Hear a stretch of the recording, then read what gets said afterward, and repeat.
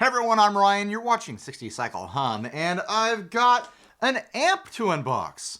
This is a WANGS OD-30, I think is the model number. I said WANGS, it's technically pronounced WANGS, but I think we can all agree that WANGS is just slightly more fun to say. My apologies to WANGS, but I'm probably gonna keep saying WANGS for the rest of my life. That's just what's gonna happen. This isn't the first amp I've ever covered from WANGS. I filmed the VT1H very early in the history of this YouTube channel when I was doing videos much differently than I'm doing them now.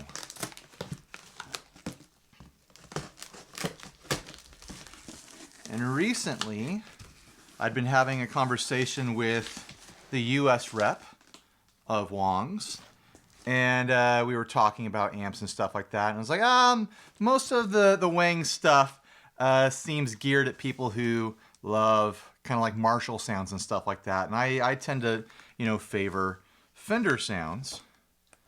And I think he thought about that for a while, and then he had an opportunity where one of these amps got returned by a customer. He was like, well, let's send this over to Ryan and see if he likes it. It's the OD-30, like I said. From what I understand, it's supposed to be a variation on a Bandmaster circuit. I don't know how accurate that is, but that's kind of the gist I've gotten. I don't think this packing situation is representative of a normal customer experience. I'm sure the person who returned this amp got it as close to, similar as they could before they returned it. But yeah, this is a returned amp that I'm opening now. All right, there we go. An attractive all black sort of look here. What have I got on the front? I've never actually spent any time with a Bandmaster, so I'm not even going to have a full frame of reference for this amp as far as, how close it is to that sort of sound. But if it's got a Fender character to it, then I'm probably going to like it. 30 watts should be more than enough watts for me to have the headroom that I like to have with my sound. We've got an input and a foot switch, a drive and normal selector switch, a normal and drive gain selection, a treble, middle, and bass and presence EQ, and then a master, normal, and drive, a standby, and a power on switch. It's not light. Really feels like there's a great big heavy transformer in there. Oh, yep, there it is. Big old heavy looking transformer in there. 5 tubes in this thing, as far as I can see. It's got 3 outputs for speakers, 4 ohm, 8 ohm, and 16.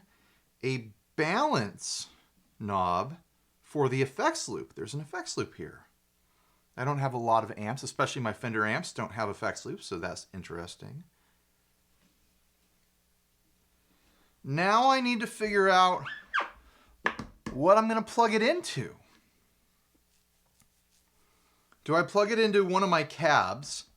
I've got a Celestion Greenback in a cab, and I've got a Weber, I think, in another cab. Or do I run it into, say, like the speaker in one of my Princetons or the Tone King to like match up with a more Fender style speaker? Let's see if I can get it to bridge over to one of the Princetons. We'll try that. If you're wondering how I'm going to do this, I use this female jack connector here to connect speakers to other amps. That should work, right? Amps are always a little bit tricky to film, in my opinion, because the guitar, I'm holding it right here. You can see it. A pedal, I've got it on the table with an overhead camera, and then with an amp, each time I have to figure out how I'm going to put it next to me so you can see, but then also I can hear it in a way that works and record it and whatnot. So I've got this on a bar stool here with the camera pointed at it so you can see the knobs. I've got it running into the speaker in that Princeton back there. I chose the Princeton because I'm just intimately familiar with the sound of that speaker. So I'm not gonna hear something and think like, oh, is that the amp or the speaker? I'm gonna know like this is sounding different than a Princeton would through that speaker. You know what I'm saying? Maybe I'll run it through the Celestion Green at some point in this video as well. If I don't get like too deep in the weeds, just exploring this, right? All right, let's get it running. I'm gonna use my Silver Sky SE because I just got it and I'm having a lot of fun playing with it. So why not, right? I need to do a video getting into the guts and taking a look under the hood and putting the gauge of strings I like on it and stuff like that. And then I have some other plans for this guitar as well. All right, what are we starting out on here? There's a green light. That sounds like the dirty channel. So green is clean, red is dirty. That makes sense. Normal drive, treble, mid, bass, presence, normal drive. I have the catalog here, but it's not really a manual. It just kind of lists the details.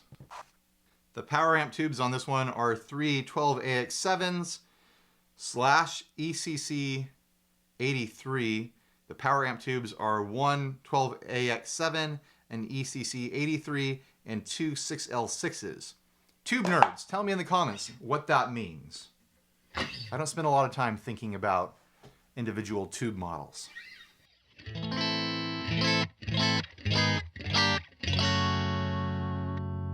I'm on the number 2 position on the guitar here. That sounds very, very clean right off the bat. How are my levels?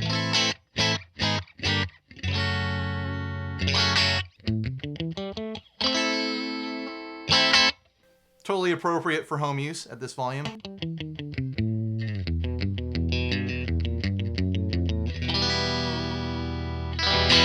Yeah, that's very clean and sparkly. So what does this do? Is this channel? And this is the second channel?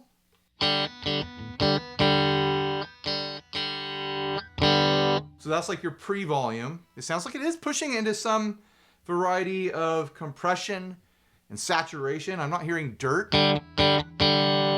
Maybe if I hit it with some hot humbuckers or something, that would push into dirt right now. But it doesn't sound like it's close, but it definitely fattened it up quite a bit right off the bat.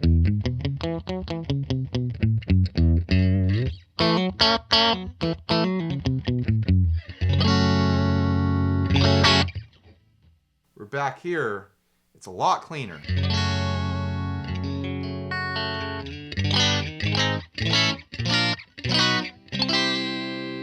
Yeah, really sparkly clean, where this is more saturated clean without all the way up. Yeah, getting like a nice amount of tube compression there. And a general like fattening of the sound with that up. Does this affect it at all? So this must be the pre-volume for the clean channel, and this must be the pre-volume for the dirty channel. So that is the gain. And then this must be the clean output, the master volume, and that's the dirty master volume. Interesting. Interesting layout.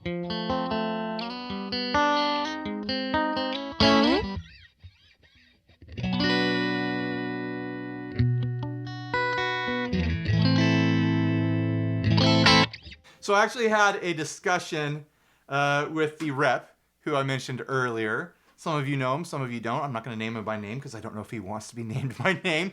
But anyways, we had a discussion about the fact that this has an effects loop.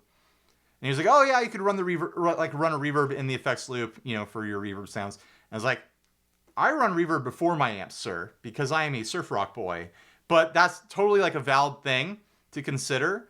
Like, if you want the reverb on top of your drive sounds, then you absolutely do want the reverb in that loop. I tend to want to push into an amp with reverb the way, you know, surf rock people do it. So I'm going to hit the front end of this right now with my Milkman f-stop just to see what that sounds like on the clean channel before I get into any of the EQ or the gain settings here.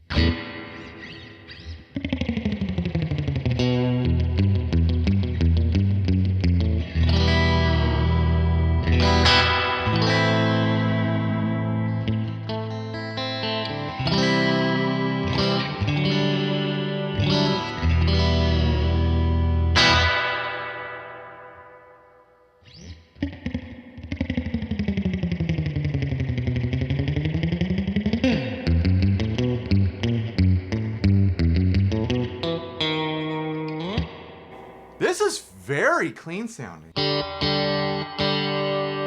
Let's mess with the EQ a bit.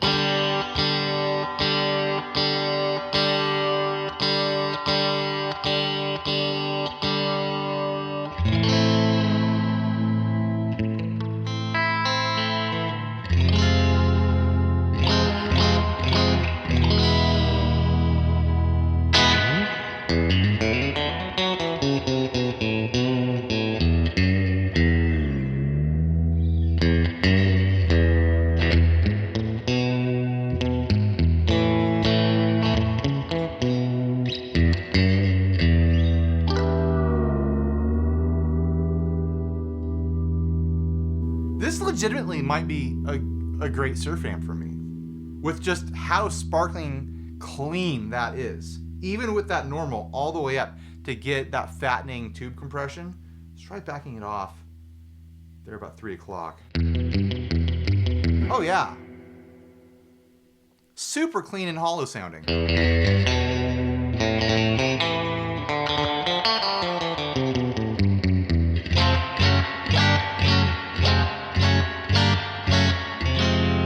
Let's try the neck pickup.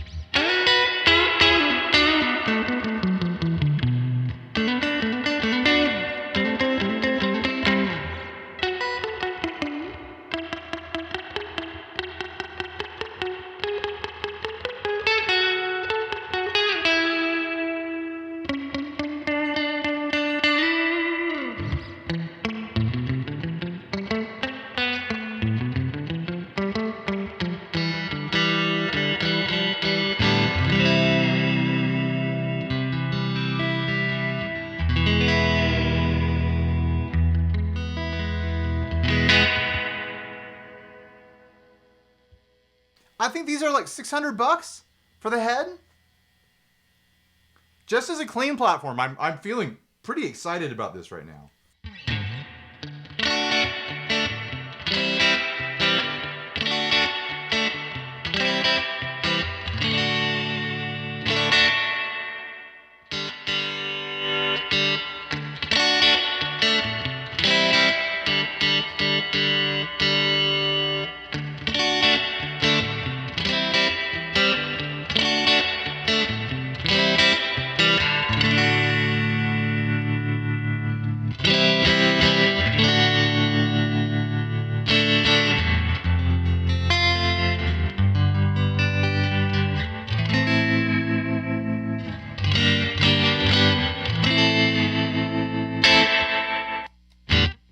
All right, I've got the reverb off now. I want to see how loud it gets. It's supposed to be a 30-watt amp.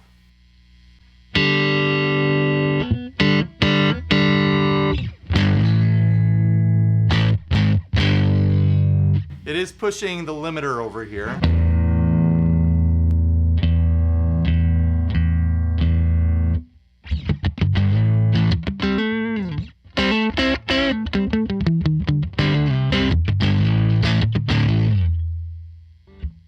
It might have a different volume range with a different speaker. Maybe a much more efficient speaker would be much louder. But at 30 watts, it's, with all the way up, it's not killing me right now. I'd be interested to hear how this holds up in a band situation. I have a 2x12 that's like crappy old crate 2x12 that I would probably pair this with for a surf band live situation. Maybe I'll haul that out to see how loud it gets with that. But in this situation right now, running into one 10-inch speaker, it's not killing me. It's a little bit past and comfortable as far as loudness goes, but it doesn't feel danger loud all the way up right now.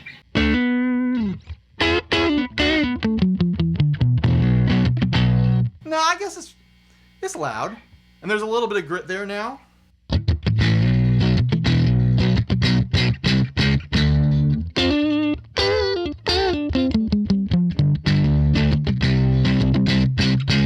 I need to get a decibel reader. I really need that. So I can like quantify how loud things actually are.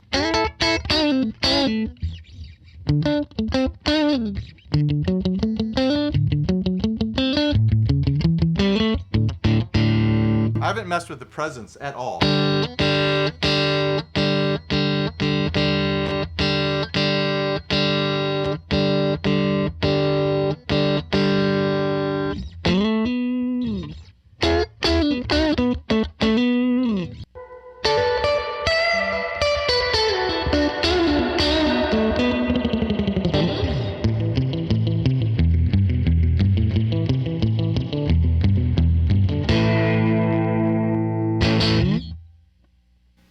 Even with the clean all the way up like that, there's a little bit of hair on it, but it holds up pretty good. Like that little bit of hair, that little bit of breakup, I would be fine with that in a, clean surf rock kind of band setting. It still really holds up as a clean sound. It just has a little bit of bite on the edges. All right, let's try that dirty channel now. Put everything back to noonish here on the EQ.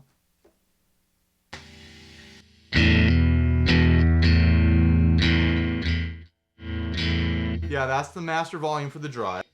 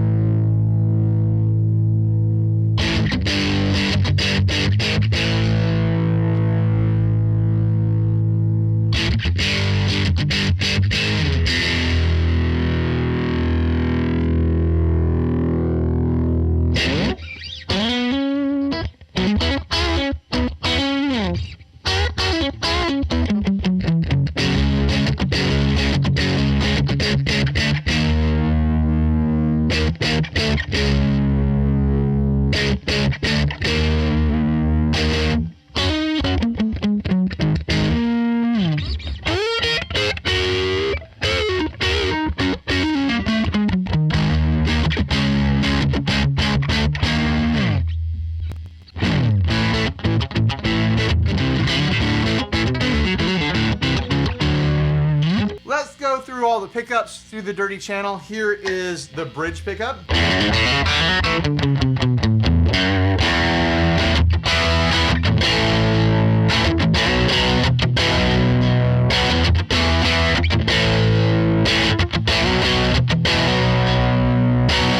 Number 2.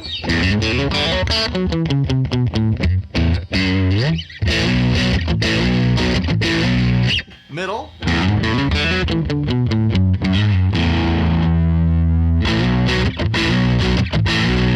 Number 4.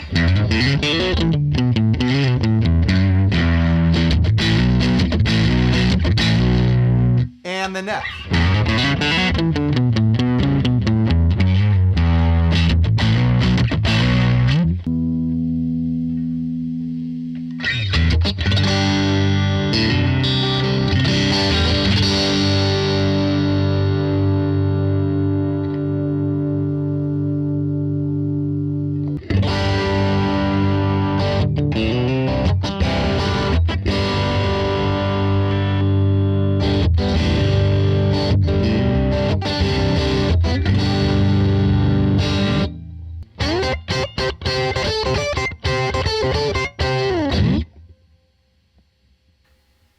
Right now in this moment, I'm not sure those are drive sounds that fit with my own personal kind of like sound aesthetics. Are these the sounds that you're into? Let me know in the comments section.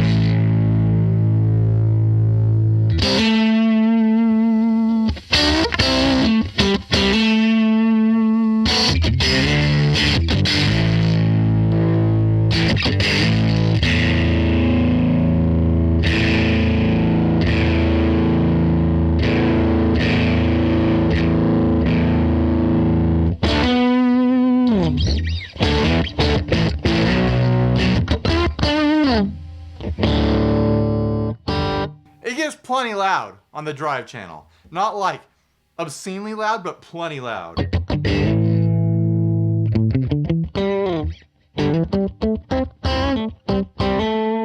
It's got this really kind of like brittle, glassy character to the drive. Do you agree with me? It might be the speaker doing a lot of that. So I should try a couple other speakers with this. But yeah, I'm not totally sold on that drive sound right now. I like the clean channel, like quite a bit.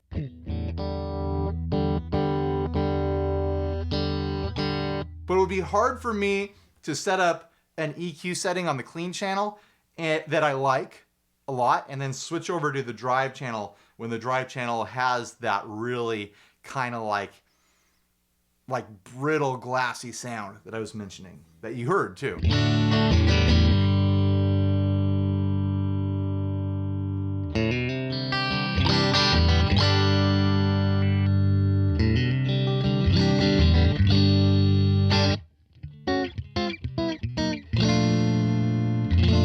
That sounds like a really nice, warm, clean sound to me, and then we'll switch over to the drive and see what that sounds like.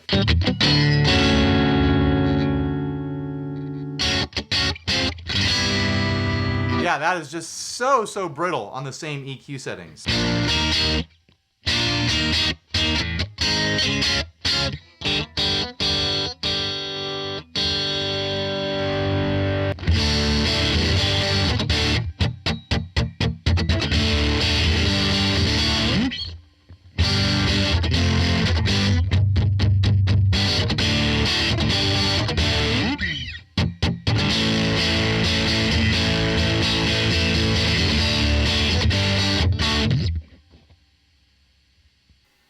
I would have a tough time creatively being like, oh yeah, here's my clean tone. Now I'm going to switch over in the middle of a set to the dirty tone on those same EQ settings. Like I'd have to sit there and dial in the exact dirty sound I wanted with all the EQ stuff. And then by the time I'm done doing that, I probably wouldn't be interested in using the clean setting on those settings. To me, that clean channel sounds awesome.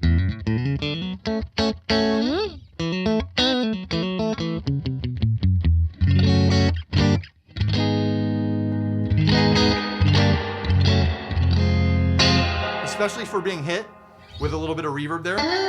A little bit of reverb. Drenched, surfy, springy, drippy reverb.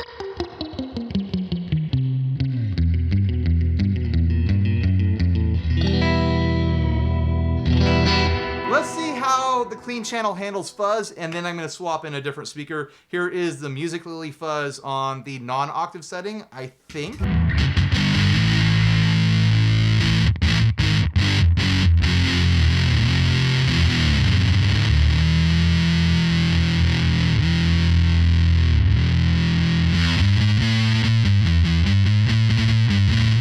Yeah.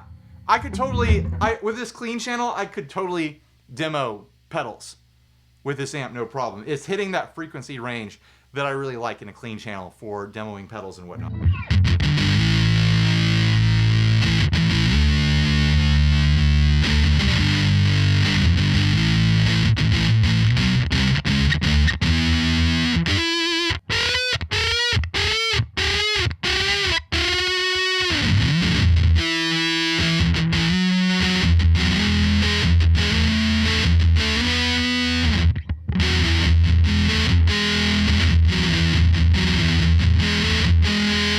Let's try it with the normal pre-volume down to, say, 130.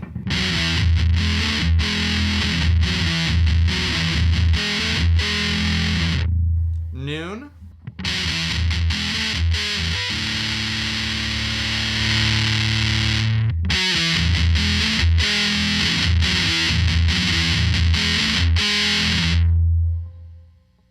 There we go.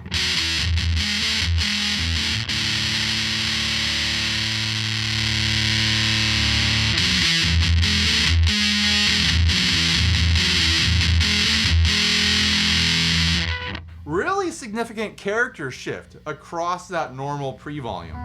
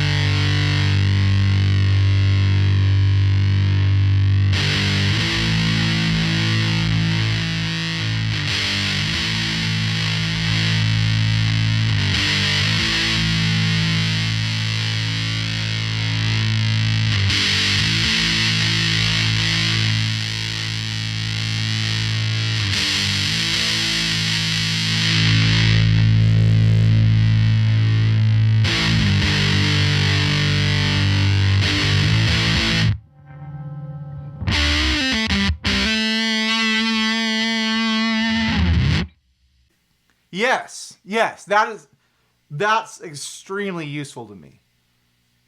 That range there across the normal, how it changes the filtering of something like a fuzz or really high gain, like noisy pedal that's showing you kind of what's happening EQ range wise. Turning that up and getting thick and creamy when it's being hit by dirt, and then pulling it back and having it get really bright and sterile. That is something useful to me. Useful is the word that is stuck in my head right now. And it's all at very decent volume range. Like, I think I could gig with this for sure with a band. Running through probably not a 10-inch speaker, but a 2x12 or even a 1x12 would push a little bit more air than that. Yeah, the clean channel on this I'm having a great time with. The dirty channel, the jury's still out. Maybe I'll find a way to run that I really, really like. Maybe hitting it with tube screamers would be the way to go with this. I don't have a tube screamer on my board down here, but maybe I'll try that here in a minute. Let's try hooking it up to that Celestian and see what it sounds like. This is a 16 ohm Celestian greenback. The speaker in the Princeton was an 8 ohm. I did switch them over to the correct jacks over here. Same mic, I just moved it over. This is usually the speaker I run the Rev D20 through. I don't know if you can see it back there.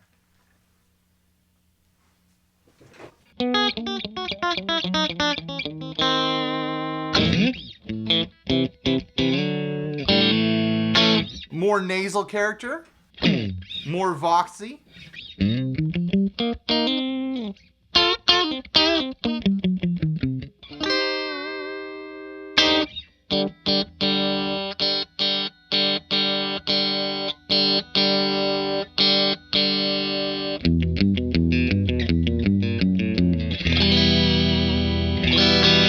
Definitely less surfy in character through that speaker. I mean, speakers make such a huge difference in the sound that your amp makes. Like, if you're not happy with your amp, I really suggest to people that, like, if on paper, if the numbers say like, oh, this should be the amp for me, but I'm not getting along with it, you should probably try a different speaker. Maybe a couple different speakers, because the speaker is such a huge part of the recipe in an amp.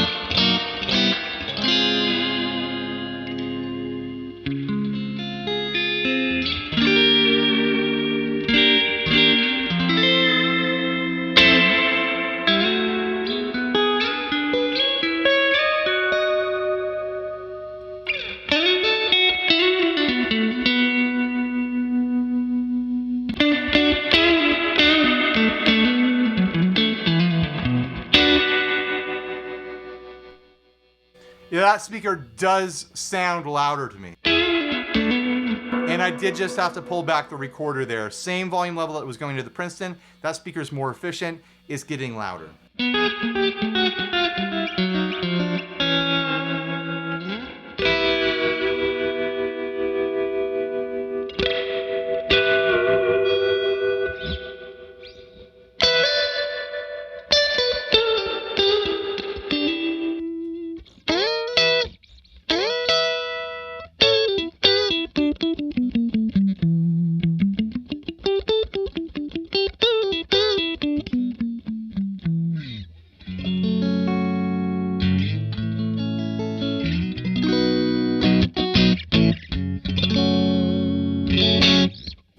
Yeah, the speaker with it, it's got more of this like barky mid-range, and the highs seem a little bit chimier to me, where the highs on the Fender speaker sounded more brittle. It had more of a round low into it, less of this mid-range kind of punch.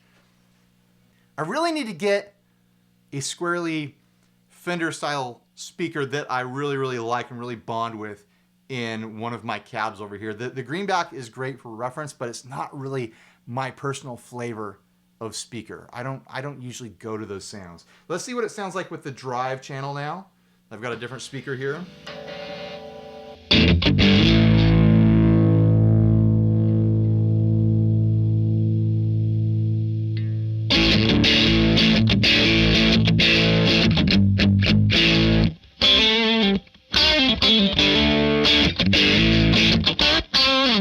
That makes way more sense through the greenback. Right off the bat, that sounds way more normal to me.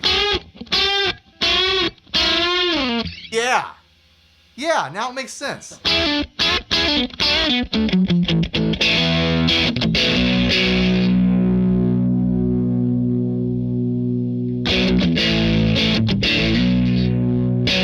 Yeah, totally.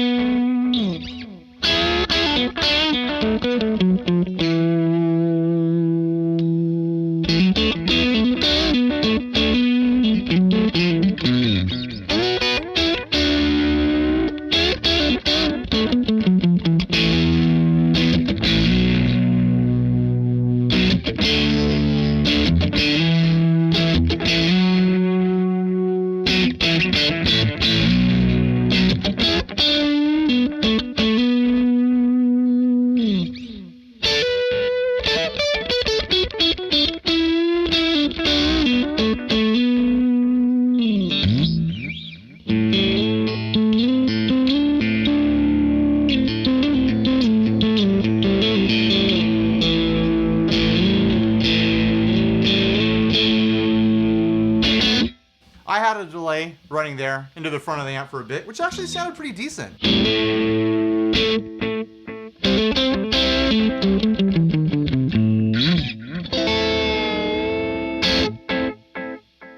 You could make a case that that should be running through the loop, but I think it held up pretty decently with that drive sound.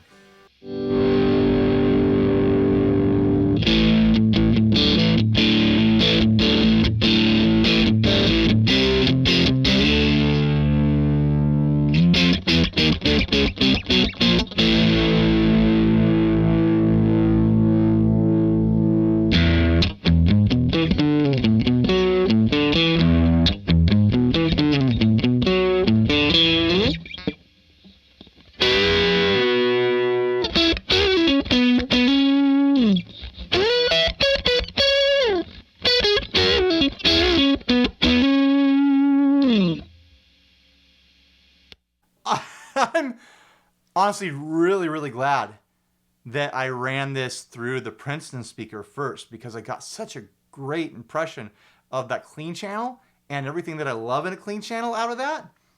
And then I'm very happy that I ran it through the greenback as well, because that drive channel makes way more sense through the greenback. It's like it's two different amps, guys, and it wants two different speakers. In my opinion anyways. Maybe there is a speaker that rests in between those two extremes that would work really well for this amp. If any of you have suggestions, make it down below. I've been thinking about getting my hands on, I don't know if this makes any sense in this line of thought, but I've been thinking about getting my hands on one of those Canadus Rex speakers, because I hear people talk about them favorably so often that I just want to try one out. I have no idea if it would address this issue, but that is, you know, a goal that's been in my head for a little bit now.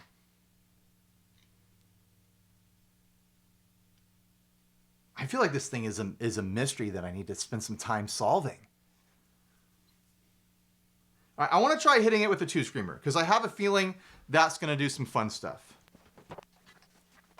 I have a Keeley modded TS9 here. It is the Mod Plus mod.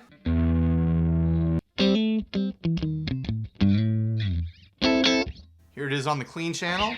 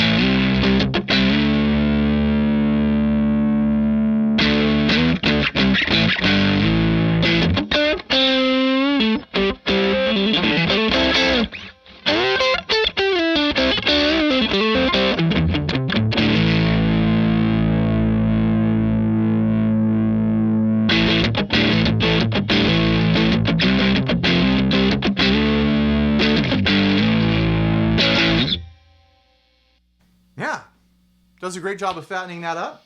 Here's the drive channel without the tube screamer.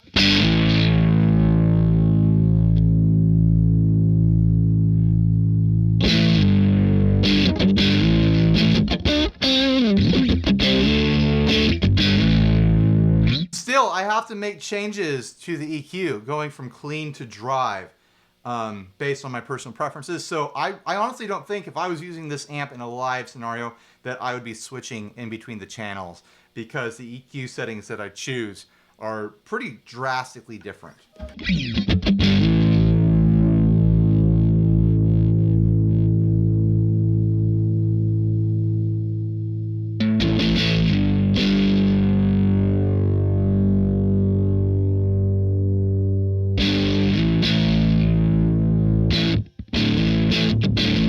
The amount of low end that I'm getting from it, it doesn't sound boomy, but it sounds really full back there through that speaker, and it's causing something on the shelves or in the cabinets to vibrate, and I'm hoping that the microphone isn't picking that up.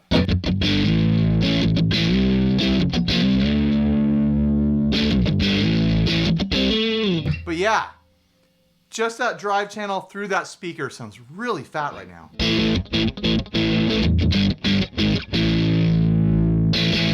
Here it is on the number 2 position.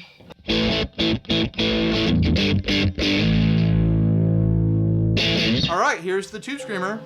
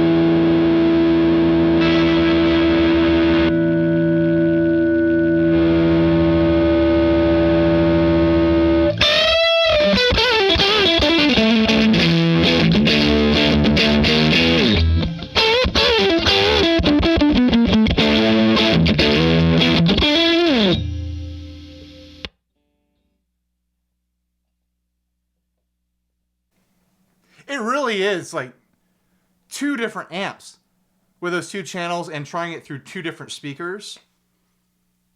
Like through that Celestion Greenback, that drive channel just sounds like a monster. Like that character, that kind of bright, brittle character really works with that speaker in an interesting way. Where that clean channel, man, through the Princeton sounds like traditionally classic, glassy, smooth, clean, surfy sorts of sounds, especially with bringing up that normal channel all the way up and getting that compression and being able to bleed off some of that bright, chimey character and fatten it up a bit.